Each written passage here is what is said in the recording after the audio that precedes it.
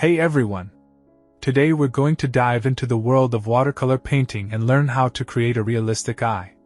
Supplies you'll need: watercolors, brushes of various sizes, and watercolor paper. We'll be using the wet-on-dry technique in this painting. Dry techniques.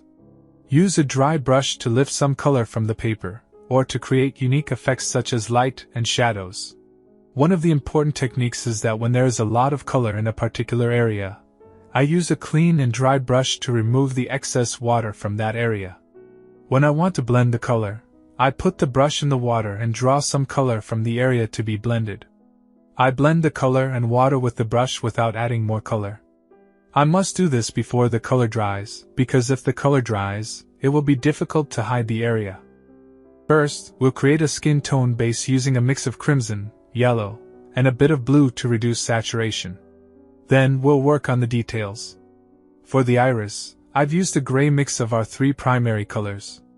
We'll add highlights and shadows and refine the iris with a fine brush. With watercolors, it's important to let the paint dry before making adjustments.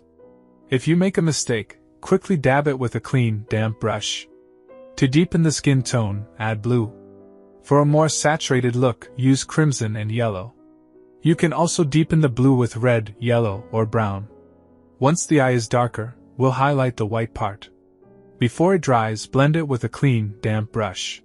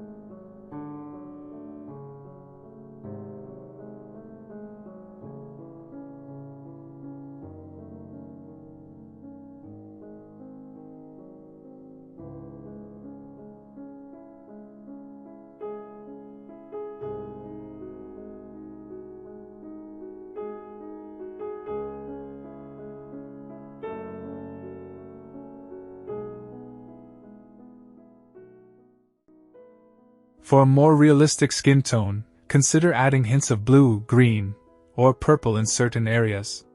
This mimics the natural undertones of human skin. Don't forget to add a shadow from the eyelashes to make the eye look more natural. A common mistake: treating the eyebrows like the skin. Instead, paint individual hairs from light to dark. I'll show you how I fixed this mistake in my painting. Lastly, go over the darker areas, but be careful not to overwork the painting. To prevent this, load your brush with more water. Many artists like to finish watercolor paintings with a wood stain, which can add a nice effect. Watercolors are incredibly versatile.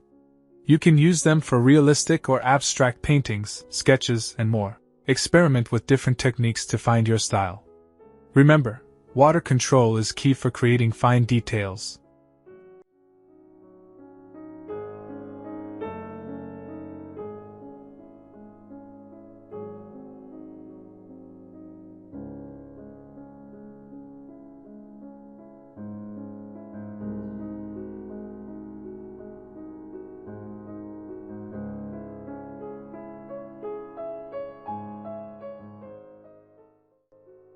For a more realistic look, enhance the highlights with a white gel pen or white pastel.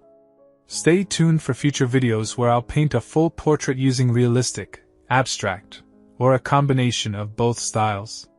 I hope you found this tutorial helpful.